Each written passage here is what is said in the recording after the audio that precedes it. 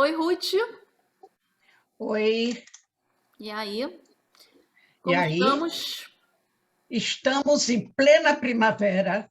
Ontem entramos oficialmente na primavera e foi o dia do ano Mais frio. que é igual. Tem o mesmo número de horas de dia e o mesmo número de horas de noite, 12 e 12. Mas isso é só para quem faz estatística, porque, na verdade, nós estamos no inverno. Que o Ruth, que frio frio é esse? continua. Tá mais frio Não, do que... não acontece isso em março, nessa época. Está fresquinho, agradável em março. Mas esse frio que está fazendo, essas temperaturas, É não. incrível, né, Ruth? E essa semana vai continuar, ainda vai ter neve. Então, realmente, escuta, o que se diz por aí desse problema climático mundial é verdade, alguma coisa mudou, porque está Mudou frio, mesmo. Tá muito frio. está Tá mais... muito E é frio. interessante que tá mais frio do que no inverno. Ontem e É, hoje, são dias mais frios, temperaturas mais baixas. Você vê lá em Tzfat, tem feito de noite 2 graus, 3 graus, nossa, olha. É, de modo que tá estranho. tá estranho, Eu, tá? geralmente, nessa época, já estou sem Aquecimento. essa colcha grossa que eu uso no inverno, mas nessa época eu já tirei. Agora eu não posso deixar de usar. E chega de noite, está 7 graus, 8 É, graus, embora a janela está fechada, mas está é frio, frio, é frio. é Tá bom. muito frio. Eu não reclamo, Choveu não. hoje, choveu, amanhã deve chover. É. Vamos ver como é que vai ser essa primavera também, né? E dizem que quando o inverno é rigoroso, o verão também é, né? Vamos ver. Então, dessa vez, todas as previsões, minha filha, podem ser erradas, porque Tá tudo errado. tá tudo errado. Ruth, vamos começar por onde? Tem muita coisa aí, né? Essa Olha, semana. tem dois grandes acontecimentos, né, do ponto de vista jornalístico, que continua aqui, que foi o falecimento desse rabino e o enterro dele, e o outro foi a o discurso, né, do presidente da Ucrânia ontem, às 6 horas da tarde, para a Knesset, para os deputados e ministros de Israel, digamos assim, foram os dois pontos assim. E o problema da corona, que está voltando, É.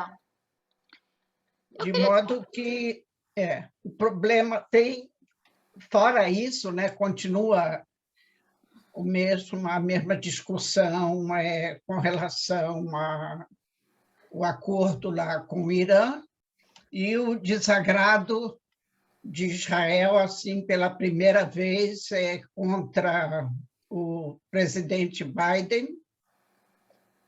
Então, Então vamos tem começar algumas. pelo Rabino, que Esse rabino, ele morreu aos 94 anos.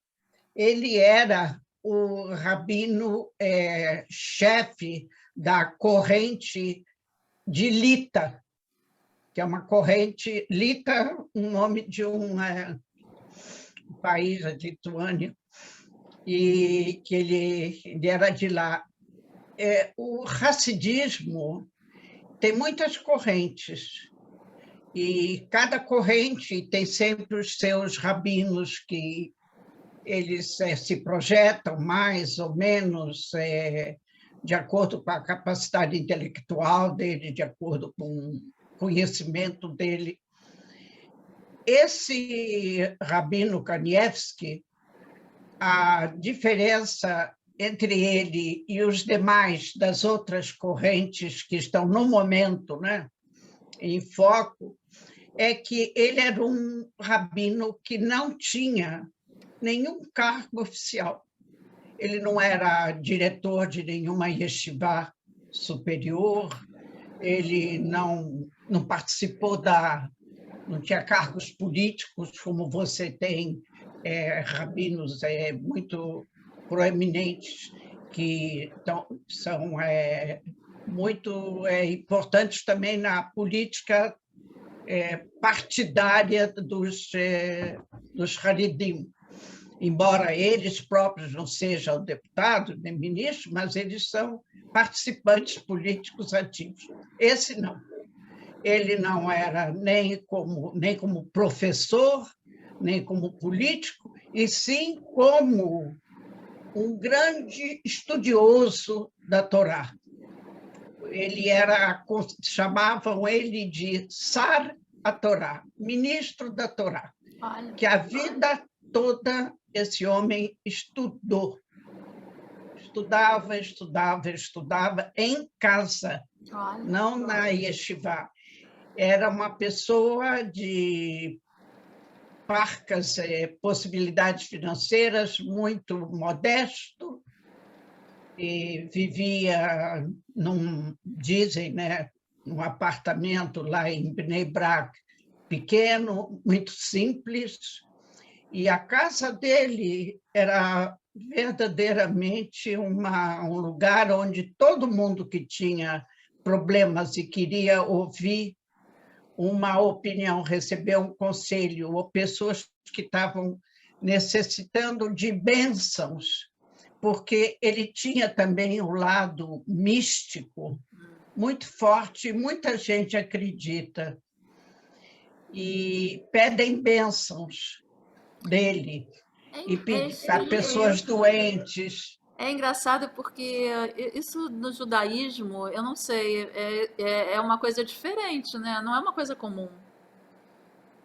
Mas entre os Haredim, sim. É. Entre os Haredim, sim. E agora, ele, especificamente, mais do que todos os outros, você não encontrou, como eles, os Haredim, todos dizem que ele foi o único dessa geração, da geração dele. Não tem outro. Tanto que eles dizem que não tem um substituto para ele. Ele tinha Quem desde ontem assume, digamos, essa função é um rabino que estudava com ele e trabalhavam juntos na ajuda à população, um tal de Edelstein, que, como ele já tem 98 anos, Nossa. também não se pode esperar que por muito tempo, mas dizer que ele tem um substituto, não, ele tem filhos que são rabinos, que são chefes de yeshivot, e, no entanto, É o não carisma também, né, Ruth? Quando é a o pessoa tem um carisma. carisma, Não, não e tem quem diz que a substitua. capacidade de você aconselhar as pessoas. É. As pessoas vinham a ele com problemas de todas de qualquer origem, e ele sempre tinha Uma uma palavra. palavra, sempre tinha uma solução, tinha alguma solução para oferecer. E, realmente, a casa dele era uma verdadeira casa de peregrinação. Olha. Todos os dias, o tempo todo, recebendo e recebendo gente, e nem só religiosos, Ah, também outros não religiosos, também muitos políticos eminentes também estiveram com ele procurando uma ajuda, uma bênção. Ele se projetou também nesses últimos 2 anos, porque enquanto a maioria dos Haridim eram contrárias à vacinação, quando apareceu a primeira vez a vacina, contra a corona, e a maioria dos rabinos racídicos se manifestaram contra a vacinação. E, no início, realmente foi uma tragédia, porque eles foram vítimas, a população racídica lá de Jerusalém, principalmente, que moram em casas assim muito apertadas, são muitos filhos em apartamentos pequenos, e o preço que eles pagaram, tanto em doença grave quanto em morte, em óbitos, foi muito grande. E ele foi o primeiro rabino que disse: não, todo mundo deve se vacinar, o que é para salvar a vida tem que ser feito. Antes de mais nada, a coisa mais importante dentro do judaísmo é a vida. De modo que deve se vacinar. Isso realmente colocou esse Kanievski em grande projeção. Eu me lembro disso, quando você comentou sobre isso. O enterro dele, logicamente, tornou-se um problema de ordem pública, porque, primeiro, como eu escrevi na sexta-feira, mandei para você, a polícia, desde sexta-feira, porque ele morreu uma hora e pouco, 2 horas antes do início do Shabat, já não se podia fazer mais nada, e ele morreu em casa.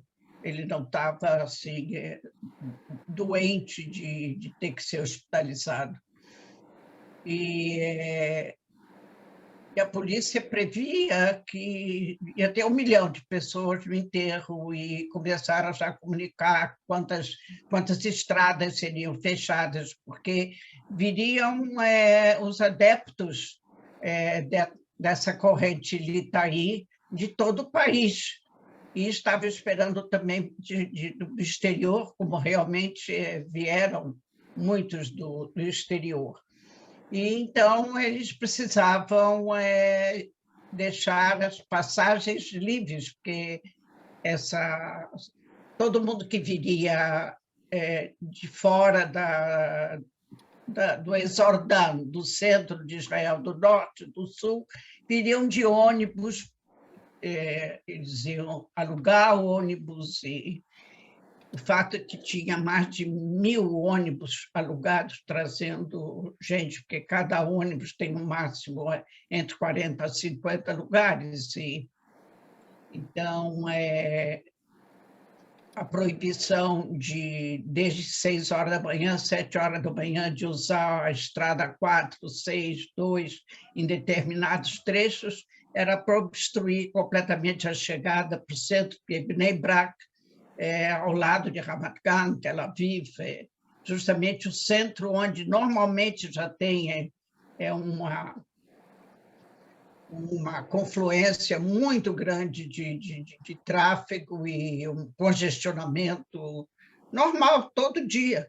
Agora, num dia desses, seria terrível.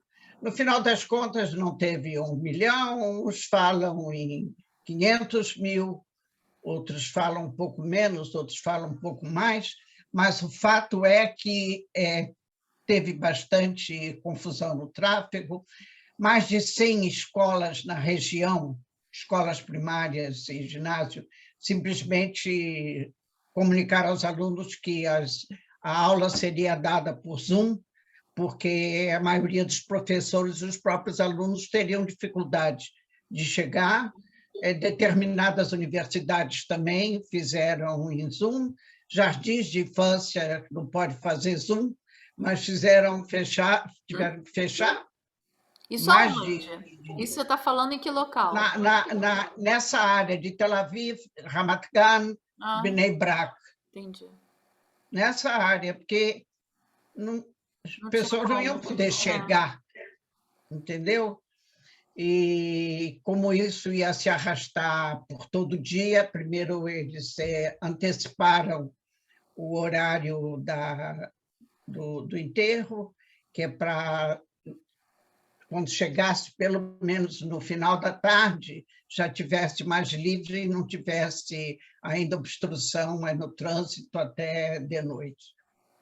E foi aquela, aquela multidão e os discursos de despedida e a dor de quem se despede de uma pessoa que, para eles, era um pouco abaixo de Deus. É, Então, difícil.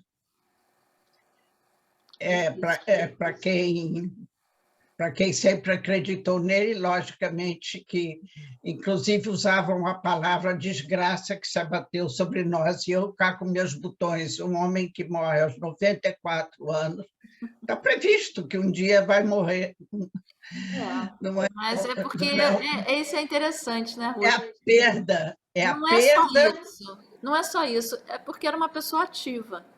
Era uma é pessoa ativa ativa, que vai fazer falta, claro que vai fazer falta. Se claro. ele, se ele Não, fosse uma. principalmente quando você não vê um substituto assim, É, ainda mais porque, além de tudo, ele acrescentava, né? Ele é uma pessoa que claro. ele faz falta nesse sentido. É óbvio que a desgraça é, é uma desgraça para as pessoas que É dependem lógico, de lógico. tudo que ele falava, dizia e tudo, enfim. Mas realmente é a lei natural das coisas, né? É. Da vida, né? Sim, é que na ordem natural das coisas, um dia todos nós morremos. Mas a E gente quer. Na nossa religião. Eu até ouvi uma coisa engraçada que disse que agora não se fala mais até 120. Foi prorrogado para 130. Você já ouviu falar nisso? Porque a vida as pessoas estão vivendo sim, as mais, pessoas né? estão vivendo mais. Então tá, As agora pessoas estão não se vivendo deseja mais, mais aos 120, agora vamos aos 130. até os 120 já é 130. muito novo. De modo que foi realmente a programação do rádio, televisão, o dia inteiro só isso, não teve mais nada. Só depois do enterro é que... Porque aí, se não tivesse o discurso do, do Zelensky às 6 horas, acho que ia continuar mais ainda, mas aí tinham que se preparar para que as redes de televisão, do rádio, É. o discurso dele, que foi às 6 horas, era endereçado à Parlamento. Knesset, ao Parlamento de Israel, mas não podia ser realizado no plenário, porque já estava em obras e como o plenário já estava nas férias, né, da primavera, a primavera até a primeira semana de maio. Então, foi por Zoom. Bom, por Zoom seria de qualquer maneira, e 100 deputados e ministros, né, assistiram a transmissão por Zoom, e a prefeitura de Tel Aviv, por exemplo, colocou um telão na praça do Abima, Hum. que é para o povo também poder assistir. Tem muitos ucranianos também, queria falar em ucraniano, não em russo, com tradução simultânea para os deputados e ministros. E lá na praça também usaram o mesmo sistema, quer dizer, retransmitiram, né? Uhum. E os canais de televisão, todos transmitiram, rádio, todo mundo transmitiu simultaneamente o discurso. O discurso dele gerou uma certa... Bom, não participaram, que a Knesset, a Secretaria da Knesset, estava já uma semana atrás pedindo aos deputados que avisassem quem queria participar da transmissão do Zoom, porque teria que fazer todos aqueles ajeitamentos tecnológicos. E teve gente que avisou que não ia, porque já tinha viagem marcada, e teve gente, e os deputados árabes, todos eles avisaram que não iriam assistir, quer dizer que então não tinha 120, tinham 100, 100 que assistiram. O discurso dele teve partes que todo mundo ficou muito emocionado e gostou, e teve partes que foi muito criticado, porque, entre outras coisas, ele já, aliás, já se sabia que ele ia dizer isso, e muita gente tentou influenciar para ele não falar nisso, que era comparar o que está acontecendo na Ucrânia com a Shoah. Certo. Ele disse que aqui em Israel ninguém ia receber isso bem. Com tudo que tem muito sofrimento, que tem muita dor, mas não tem nada que esteja acontecendo lá que possa ser comparado com a Shoah. Mas ele falou que quando paira sobre o povo dele, o país dele, ameaça total de destruição, que é isso que o Putin diz, no caso dele não aceitar as condições de cessar-fogo ou qualquer acordo de paz, que o Putin, né, diz que vai arrasar, e ele está arrasando realmente com a Ucrânia, e o número de mortos é bastante elevado, e a destruição física, né, das cidades atacadas é incrível olhar em determinados lugares, como Mariupol, que é uma cidade lá próxima do mar, na parte mais asiática, né, digamos, não a parte europeia, que fica mais próximo da fronteira russa, que a cidade está em cerco já há mais de uma semana, quer dizer, não entra água, nem alimentos, nem medicamentos. E o fato deles terem bombardeado hospitais, não foi né? Hospitais, e bombardeado escolas, e bombardearam, por exemplo, que eu falei, um teatro, que sabia que tinha mais de 1.000 pessoas abrigadas no subterrâneo que tem o teatro, e até hoje ainda não terminou, ainda não conseguiram saber quantas pessoas estão ainda É um massacre, né? mortas, soterradas. O que está acontecendo lá é um massacre, né? Massacre. É. Massacre. É. Quer dizer, a quantidade de gente que tem que continuar fugindo, e a quantidade de mais de 3 milhões de refugiados. É uma tragédia. A Polônia, hoje mesmo, diz que não tem mais condições de receber refugiados, tanto que eles já receberam, que não é só receber refugiados, o problema é que tem muita criança e muita mulher, e vários problemas muito sérios aconteceram, inclusive começaram a falar que nas estações de trem, já depois da fronteira, que tinha gente com cartazes procurando só mulheres jovens sem filhos, que eles chamam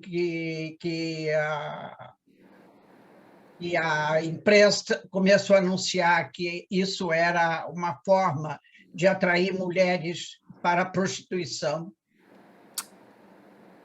comércio de mulheres. Então, tudo isso está acontecendo, são coisas horrorosas. Logicamente que ninguém pode se abster de sofrer e de ser solidário com o sofrimento deles, mas daí a comparar com a Shoah vai uma pequena diferença. É como a gente falou, é um massacre, é um horror, mas realmente ainda não se compara e que e que a gente nunca possa comparar uma situação dessa, porque Não, realmente logicamente, claro. até hoje nada é comparável ao nazismo, o que eles fizeram É. com todas as E desgraças que a aí gente tem nesse mundo, né, Ruth? os pontos outros do discurso dele foi o pedido dele de ajuda de Israel. Ele agradece muito o interesse do Bennett em servir de mediador, mas ele disse que o que falam sempre é que quem quer ser mediador entre dois países que estão em litígio, ele não pode ajudar a um dos países e querer ser mediador. Ele tem que ser neutro, não pode ajudar ninguém. Mas Israel está ajudando os ucranianos. Agora, a ajuda que eles querem é ajuda também com armas. Eles queriam o Domo de Ferro, e que logo no início, né, nós falamos que os Estados Unidos estavam prontos a ceder, mas precisa que tenha a concordância também de Israel, porque esse projeto é conjunto, de modo que é impossível vender ou ceder para um terceiro país sem que os dois, que são os donos do projeto, estejam de acordo. E Israel não concordou, com receio de que a Rússia ia ficar contra Israel e contra os interesses de Israel na Síria e toda essa história que a Confusão, gente né? já falou 1000 É. vezes. Então, mas eles continuam pedindo armas. Ele disse que o Domo de Ferro é arma de defesa, não é arma de ataque. Então, aí ele achava que Israel devia dar. E o outro ponto que ele falou de que Israel também não entrou no rol dos países que fazem sanções econômicas contra a Rússia. E isso ele pediu também. E, de modo que ficou assim no ar uma impressão que uma parte do discurso todo mundo podia concordar e outra parte do discurso teve muitos discordantes. Durante a noite, horas depois que ele ouviu a reação que teve aqui, não só nos 100 que ouviram, mas na população, na imprensa, qual foi a reação nas redes sociais, etc., ele consertou um pouco, ele falou novamente e disse que entendia a situação de Israel e que realmente Israel tem ajudado muito do ponto de vista humanitário e que eles veem com muito bons olhos a atitude do Bennett de querer conseguir, de alguma forma, ou um cessar-fogo, ou ajudar num acordo de paz, de entendimento entre os dois países. E aí resolveu-se aqui mandar uma delegação de deputados para ir lá na Ucrânia e ver de olhos, com seus próprios olhos, o que está acontecendo. Então, vão 5 deputados lá, da oposição e da coalição. Uhum. Vão viajar essa semana para terem impressões pessoais do que está acontecendo lá. Isso é uma consequência desse discurso, que diz que não sabia a verdade, porque também teve, por exemplo, jornalista como Ron Benishai, que ficou um mês lá, e no sábado ele, sexta-feira, sábado, já nem sei, foi entrevistado na televisão depois que ele voltou, e ele falou que o monumento de Babi Yar não foi atingido. Ah, não? Não, ele disse que foi bombardeada a torre de televisão da Ucrânia, de Kiev, que é uns 400 metros de distância desse monumento, mas ele estava lá nessa época, e depois que ele ouviu que foi bombardeado o monumento, ele foi lá e disse que nenhum centímetro do monumento foi destruído. Nada. Que coisa, hein? O ataque é fake news. É. Quer dizer, foi muito próximo, lá, assim, 400 metros, quando estoura um foguete, se escuta, voa por tudo que é lado, destroços, mas lá, especificamente, no monumento, não aconteceu nada. E é um lugar grande, é um parque muito grande, com várias coisas, não aconteceu nada. Então, ele disse, é preciso também fazer uma censura das notícias. Nem todo mundo que noticia está no lugar, ele escuta também notícias que outro falou. Bom, é verdade. Amanhã, terça-feira, já vai estar sendo montado o hospital de campanha que Israel está mandando, que vai ser montado na fronteira entre a Polônia e a Ucrânia, de modo que, do ponto de vista de ajuda humanitária, realmente que vão mandar médicos, enfermeiras e medicamentos e tudo. Amanhã já vai estar lá, já tem médicos lá, já enfermeiras, já tem pessoal que vai ter que estar presente na montagem. Isso é uma grande ajuda, evidentemente, e o problema dos refugiados, que também já falamos que foi, de uma certa forma, mais ajeitado. Ontem já teve a resposta final do Supremo Tribunal, né, da petição que um advogado fez e aderiu a essa petição também a embaixada ucraniana aqui em Israel. E ontem houve o debate final no Supremo Tribunal, que foi um debate também transmitido ao vivo.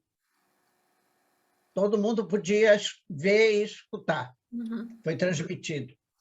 E o Supremo Tribunal decidiu que não vai se intrometer nessa decisão. Existem leis que não foram feitas especialmente contra a Ucrânia. A Rockashvut é uma lei que existe, foi legislada logo depois da criação de Israel, e não é uma coisa que foi mudada especificamente agora. E o fato de que Israel pode limitar o número de refugiados.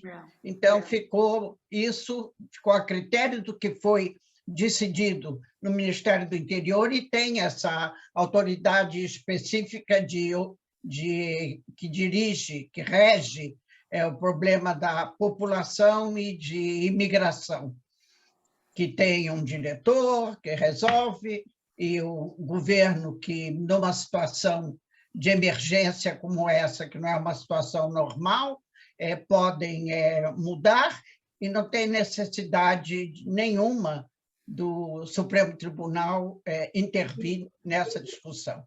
Certo. Então, o Supremo Tribunal deixou que o governo e as autoridades que entendem do assunto resolvam, e já chegaram mais refugiados, esses que têm família, que esses refugiados que não são judeus, que não querem fazer aliar, porque, como eles dizem, nem os judeus que estão chegando aqui, todos querem fazer aliar. É verdade. Tem judeus que estão chegando da Ucrânia e eles não querem ser inscritos como Olim. Eles querem ficar como refugiados ou como turistas. E do momento que a situação lá melhorar, eles vão querer voltar. É um direito que Claro. cada um tem. Ruth, eu li que a situação lá de pobreza, tanto na Ucrânia quanto na Rússia, vai chegar a um Horrível. ponto. Muito ruim. Na Rússia também. Estão vindo muitos Olim da Rússia agora. Porque a situação econômica está muito difícil, muito difícil. O rublo baixou um quarto do seu valor. Ontem eles tentaram, hoje, eles tinham interrompido na Rússia a compra e venda na Bolsa de Valores, por causa, estava com receio que a queda dos valores fosse muito grande, então suspenderam a função da Bolsa. Hoje, reabriram 30% de queda, logo nas primeiras horas. Nossa. Na Bolsa de Valores. Acaba com a economia, né? Quer dizer, acaba com a economia do país. Entendeu? E, então, tem vindo... Já chegaram mais de 2.000 Olim da Rússia. Chegaram e a previsão é de que é muito mais. Né?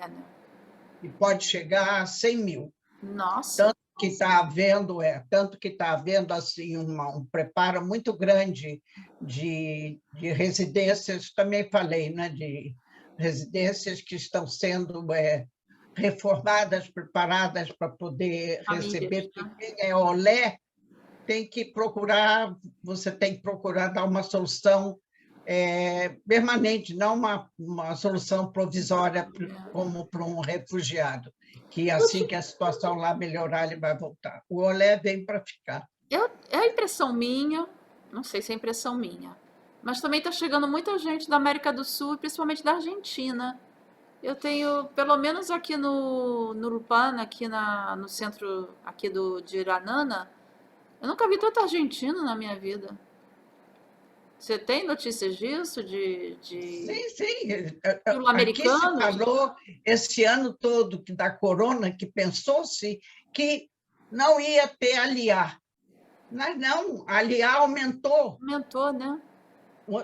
Esse ano que passou, durante o ano todo, a aliar aumentou. Veio muito americano, veio da América do Norte. Vieram muitos americanos, vieram também da França, vieram da América do Sul. Aumentou muito a aliar. O que será que motivou, né? Porque, por exemplo, na América do Sul a gente sabe que as condições, qualidade de vida, condições econômicas, ok. Na França, nos Estados Unidos, na Europa, tirando a Rússia, naturalmente, e a Ucrânia e outros países mais pobres, não há assim, os Estados Unidos, em relação a Israel, não tem muita diferença assim. Tem muito antissemitismo, minha filha. Né? Mas não tinha tanto assim, né? Não, mas agora já tem tido muito antissemitismo. Que coisa, hein, Ruth? Antissemitismo. Olha, é isso. De modo que os judeus acabam aprendendo que se tem algum lugar onde ele está seguro, é aqui. É aqui. É verdade. Entendeu? É. Agora, Va- é, Vamos falar do. podemos falar sobre a corona. É isso que eu ia te falar. Você falou na última vez que a gente teve nosso encontro, você falou sobre as duas variantes que geraram uma terceira. E Agora realmente isso é virou um assunto mesmo. conjunto, quer dizer, é um vírus, um subvírus que tem partes genéticas do Omicron e algumas partes genéticas do AB2 e se tornou um outro vírus, É mas não é uma categoria, né? Digamos assim, como o Omicron ou como o Delta, é uma coisa mais, é uma mistura. hum, Mas ele continua. Ontem mesmo, um grande entendido, aí, um professor, também explicou que realmente ainda tem muito pouco conhecimento agora a respeito disso, mas o que se sabe, aqui em Israel chegaram poucos de fora, aham. mas aí no exterior o que está acontecendo é uma coisa realmente fantástica, na Europa, na China, Na China, né? na China, horrível, porque ele é 30% mais contagioso do que os pais, do que os antecedentes dele. Ah, Só que tem a vantagem de que ele causa menos agressivo. doenças graves, Mas está menos morrendo muita gente na gravidade. China, né? Na China, é um número fantástico. Mas como é que morre na China se ele não é tão agressivo? E lá eles são todos obrigados a Porque tomar eles não vacina. estão vacinados. Mas, Ruth, na China, Sim, minha querida. eles não tomam A vacina na China China. vendeu vacina para o mundo todo, mas nem a metade da população chinesa, e a metade da população chinesa é muita gente, Mas né? eles não obrigam a vacinar lá? Eles não obrigam. Eles não tinham vacina para todo mundo. Ah, não. O problema é o seguinte, que quem está vacinado e se contagia com esse novo tipo de subvírus aí, pelo menos tem essa vantagem que ele tem uma defesa para não ter uma doença grave. Ele adoece, ele se contagia, mas de uma forma leve.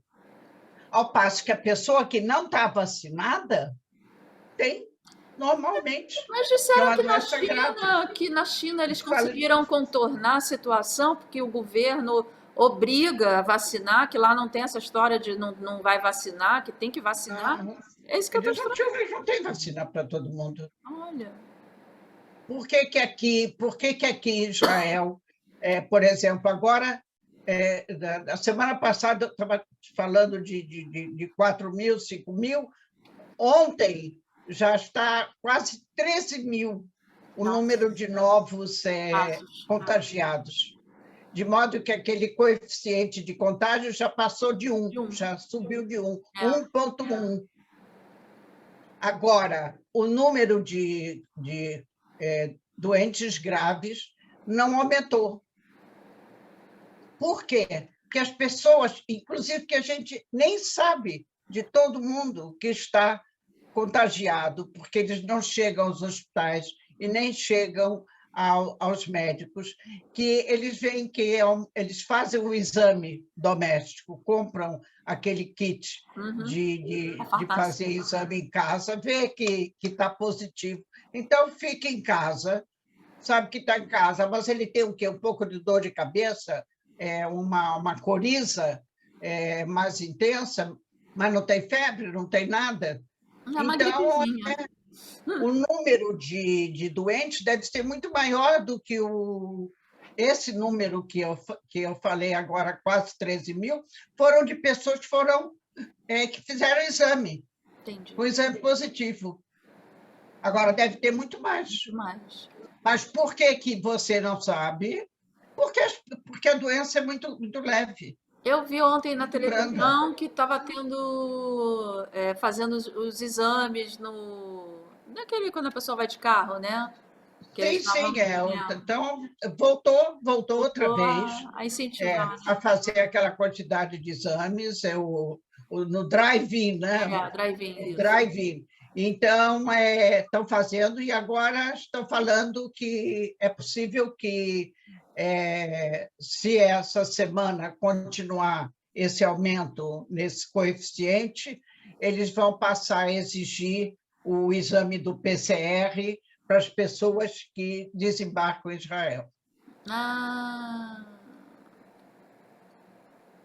E isso justamente agora, quando está chegando, pensa que aumenta muito, né? A quantidade de turismo que bom, vem mas para as exigir o festas. PCR não é o PCR quando a pessoa chega no aeroporto que tem que fazer o PCR lá? Não, não. Antes de No país. embarcar lá. Ah, no país de origem. Aí faz 48 horas antes para chegar aqui e mostrar. Entendi. Quer dizer, antes de embarcar, né? Mostra Antes no de embarcar, embarque. porque já não estava mais exigindo. É. Agora já vão voltar a exigir essa semana, já o governo vai debater isso, porque a quantidade a quantidade aqui não aumentou em matéria de doentes graves, mas o número de contagiados Contagiado. é grande. É. De modo que, então, você tem que pensar que também as pessoas estão trazendo de fora. De modo que aí hoje se diz, a corona voltou. Como ele disse, não é a sexta onda, mas é a Esta mesma, o onda. mesmo que nós tínhamos. Já O chega de contar negócio é essas que ondas, né, Ruth? Já tem muita onda é, aí. Melhor parar de bota contar essas onda. É. ondas. Agora, um problema político com os Estados Unidos.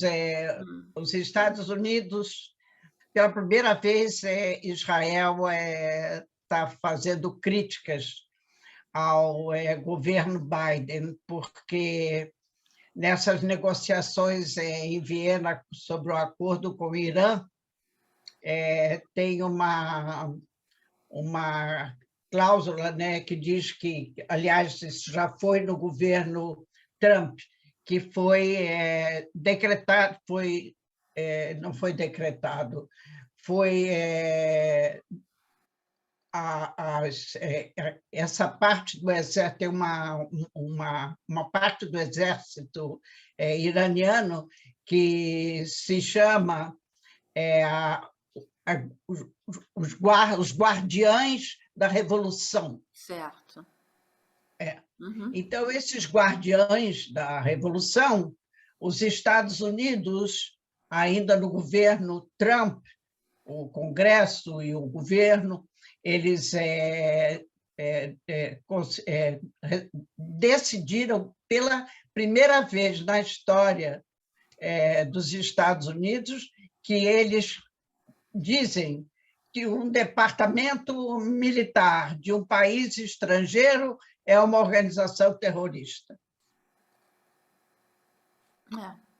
E isso está, desde então, essa guarda especial da Revolução, que é o que está na Síria, que vai para o Iraque, é o que está na Hezbollah, entendeu? Eles são parte do exército. Claro. Não é uma organização terrorista como o Hamas. Eles são É parte uma do organização exército. terrorista oficial, né? Pois é, e foi os Estados Unidos colocaram esse departamento militar iraniano na lista das organizações terroristas. E o Irã está o tempo todo dentro dessas negociações que estão fazendo entre os itens que eles estão pedindo para cancelar, É isso. tirar essa parte do exército dessa lista negra de organizações terroristas. E o Biden está... Apoiando. Não, ele ainda não apoiou, mas está vendo com bons olhos, como uma forma de você acelerar essas conversações e conseguir chegar a alguma solução. Quando anunciou isso, aqui em Israel, foi uma bomba que caiu, e o Bennett e o Yair Lapid, pela primeira vez, os dois fizeram uma declaração conjunta oficial dizendo que Israel não vê com bons olhos, de forma nenhuma, a retirada dessa organização militar oficial iraniana da lista de organizações terroristas, porque Hezbollah é terrorista, os Houthim lá no coisas são terroristas, e estão muito insatisfeitos. O Irã e, logicamente, inteiro, né? A cúpula, né? É terrorista. Inclusive, a Arábia Saudita também reclamou, porque eles estão sofrendo desses Houthi, bombardeios, e também os Emiratos. E mais ainda, aí os Estados Unidos se aborrecem, porque o Assad, do presidente da Síria, foi recebido nos Emiratos como visitante a primeira vez desde que tem guerra lá na Síria, que começou a guerra, que um país muçulmano recebe o Assad como visita. Qual foi o país? E acharam isso um absurdo. Qual foi o país? Os Emiratos. Ah, eles receberam?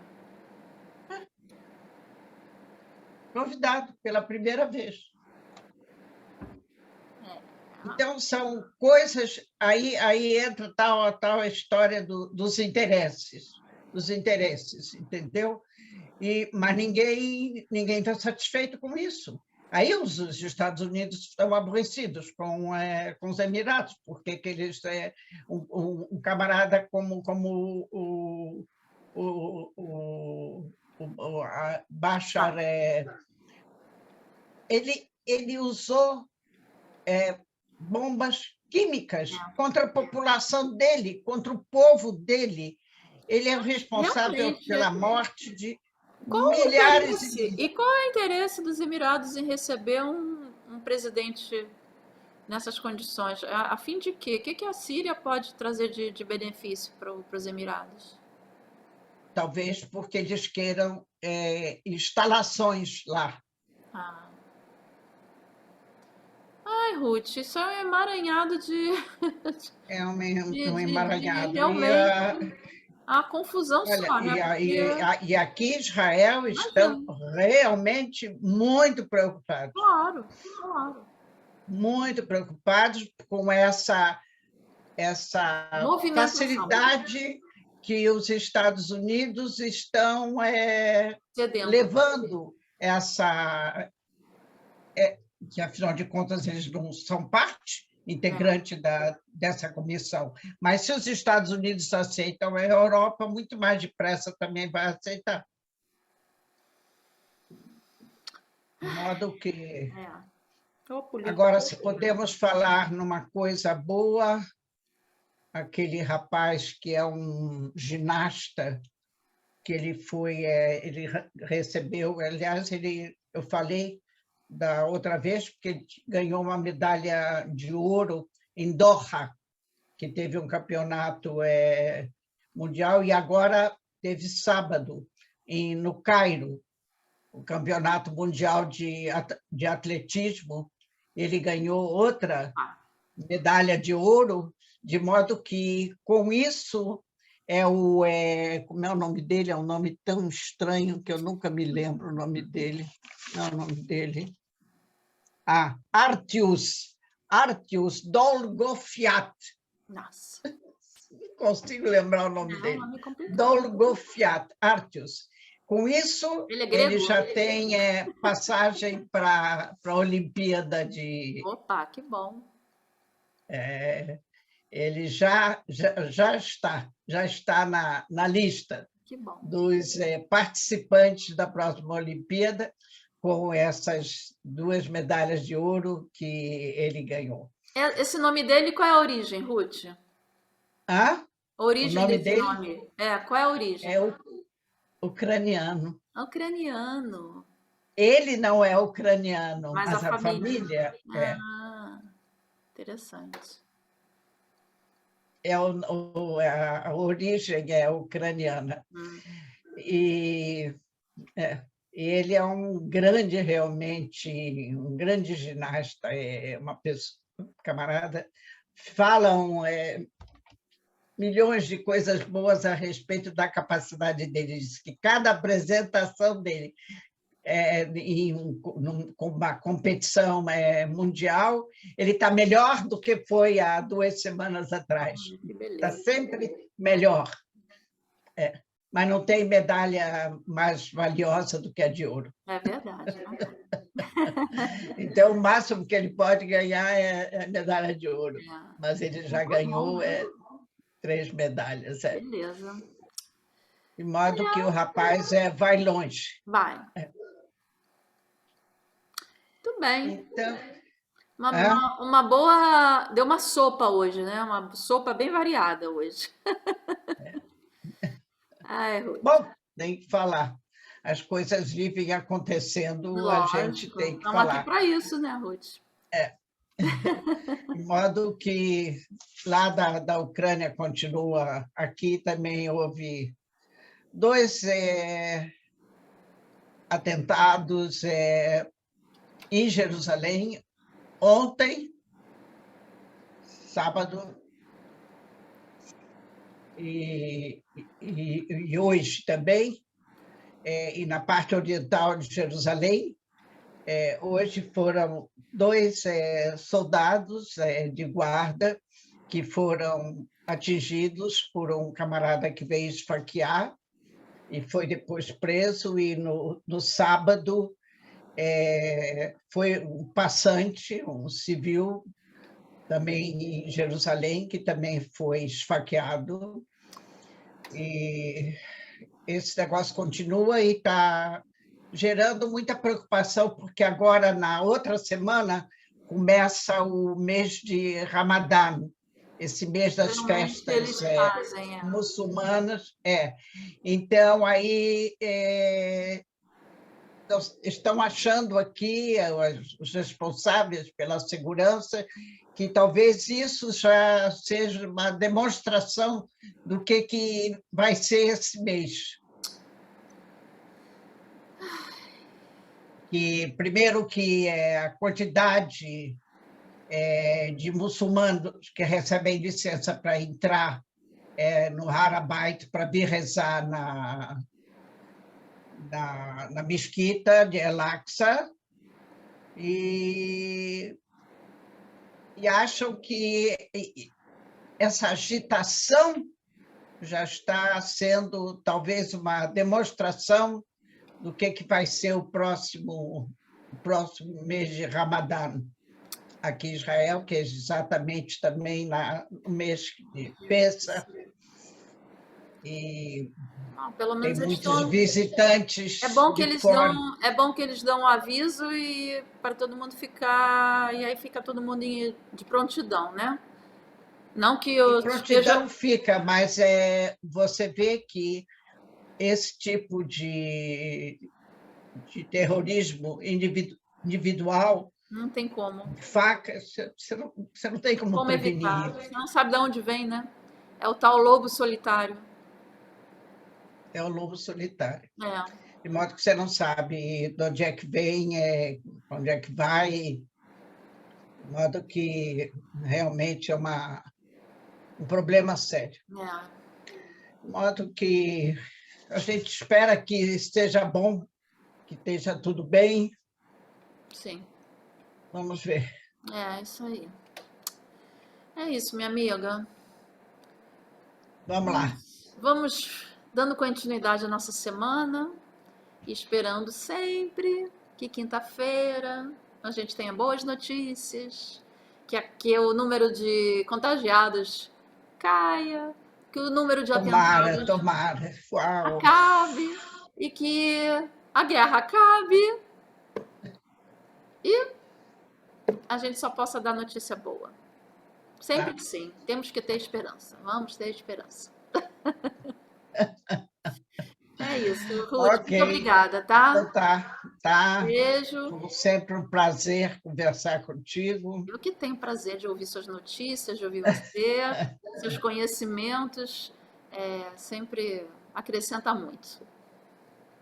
Obrigada. Um, Ok, minha um querida, uma boa beijo semana para para você todos os também, nossos ouvintes e ouvintes. espectadores, que a gente possa se encontrar com notícias melhores. Sim, Como se diz aqui, vamos aprendendo, Bessorot Tovot. Só boas notícias. ótimo. Beijo, Ruth. Um beijo. Tchau, querida. Tchau.